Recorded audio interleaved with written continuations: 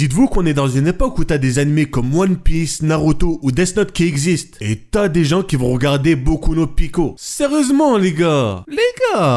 Yo la famille, c'est Dezen alias les escrocs du game. On se retrouve aujourd'hui pour une nouvelle vidéo. Une nouvelle escroquerie. Aujourd'hui je vais vous présenter des animés avec du flow. Tu sais que j'aime bien le flow et la badassitude. Et c'est ce que tu vas retrouver aujourd'hui. Et ce seulement si tu mets un pouce bleu. Sinon la vidéo ne marchera pas. Ceci est bien évidemment totalement faux. Comme d'hab, t'as une image tirée d'un animé qui s'affiche devant toi. Si jamais tu fais partie de ces personnes avec un QI supérieur à 200 qui ont reconnu l'animé, mets-le en commentaire. Pour le premier animé dont je vais vous parler, il s'agit d'un mélange avec des super pouvoirs et du gore. Ouais, c'est noir. Bon, du coup, c'est rouge. On suivra dans cet animé un orphelin très mystérieux qui vit avec son grand-père adoptif. Et notre protagoniste a une particularité qui est celle de posséder un cercle sur sa main gauche ainsi qu'une force physique de fou. Mais son grand-père va se faire assassiner et par la suite, il va se faire recueillir par une jeune femme qui va beaucoup s'attacher à notre protagoniste. Mais un jour, ils vont se faire attaquer par le fameux tueur, celui qui a tué son grand-père. Mais pas de chance pour lui, on est dans un animé. Notre héros va éveiller ses pouvoirs et l'exterminer. Et du coup, la trame principale va se dérouler 13 ans après ses faits, avec un héros qui a maintenant la maîtrise de ses pouvoirs. L'animé date de quelques années, mais vous verrez que ça reste quand même très propre. L'histoire est vraiment intéressante et est surtout concentrée sur l'action, avec un style de chara-design très bien fait. Le seul point négatif serait peut-être certains personnages, qui de mon avis pourraient être mieux, mais ça reste propre à chacun. Les mystères sont assez sympas, et de mon avis l'animé vaut le coup d'œil. Mushi Bugyu, qui cette fois-ci sera un anime qui nous plongera dans l'air Edo, donc samouraï et tout ce qui va avec. On peut même rajouter les sushis si tu veux. Et du coup on suivra un apprenti samouraï, qui lui-même est le fils d'un samouraï disons assez balèze, je dirais même légendaire. Il va par la suite essayer d'intégrer le Mushi Bugyu, qui est une sorte d'agence qui a pour but d'exterminer les insectes de la ville, et même plus généralement du pays.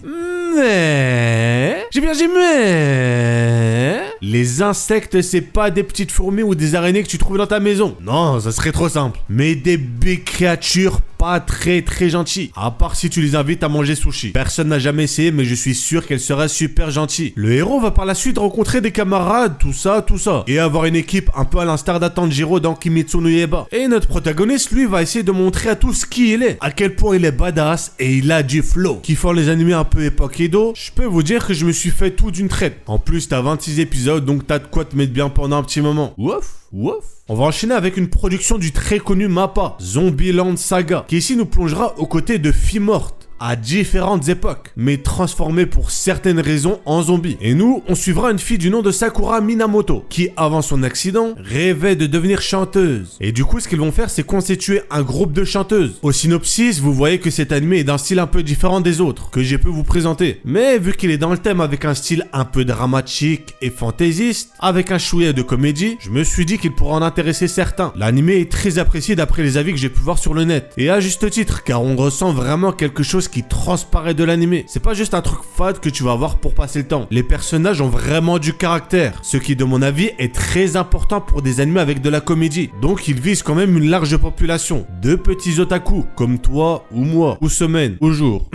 Bref, il y a une douzaine d'épisodes et tu peux le retrouver dès maintenant chez Crunchyroll. Et bien évidemment quand je dis chez Crunchyroll, je parle de leur plateforme web. N'allez pas toquer chez eux en leur disant je veux regarder l'animé. Non, je pense que vous allez plutôt regarder une garde. Conseil d'escroc les refs. Et on termine cette vidéo de BG avec Mischief of Demon King Academy, qui est un anime assez récent, dont le héros représente réellement le mot légende, ou Daizen, pour ceux qui préfèrent. Ici, notre héros est en fait un roi démon, qui suite à certains événements, va être scellé, mais qui 2000 ans plus tard, va revenir dans une académie de magie, en tant qu'étudiant. Donc la légende de notre héros est connue par tous. Et du coup, notre œuvre va faire son retour dans cette fameuse académie. Mais un petit problème va se poser quand il va se rendre compte que le niveau global des mages a drastiquement baissé. Et en entrant dans l'académie, bah t'as vu qu'il est trop fort, il va être considéré comme étudiant incompatible. Et ce qu'il va faire, c'est essayer de récupérer sa position sans même cacher qu'il est réellement. Donc c'est assez drôle parce qu'on va voir un roi démon vieux de 2000 ans qui va se confronter à des mini petits étudiants. L'anime est très sympathique. Il y a plein de scènes de combat que j'ai kiffé. L'histoire et même l'animation en elle-même ne sont pas exceptionnelles, mais avec un héros aussi fort, tu peux que kiffer ses confrontations. Surtout que moi, je suis du genre à kiffer quand le héros pulvérise littéralement ses adversaires. L'anime est disponible tranquillement chez Wakanim les BG. Bref, on arrive donc à la fin de la vidéo. Si vous avez kiffé, pouce bleu, c'est un ordre. Si c'est pas le cas, pouce bleu quand même, c'est un ordre aussi. Dites-moi si vous aimez bien les sushis, ceci est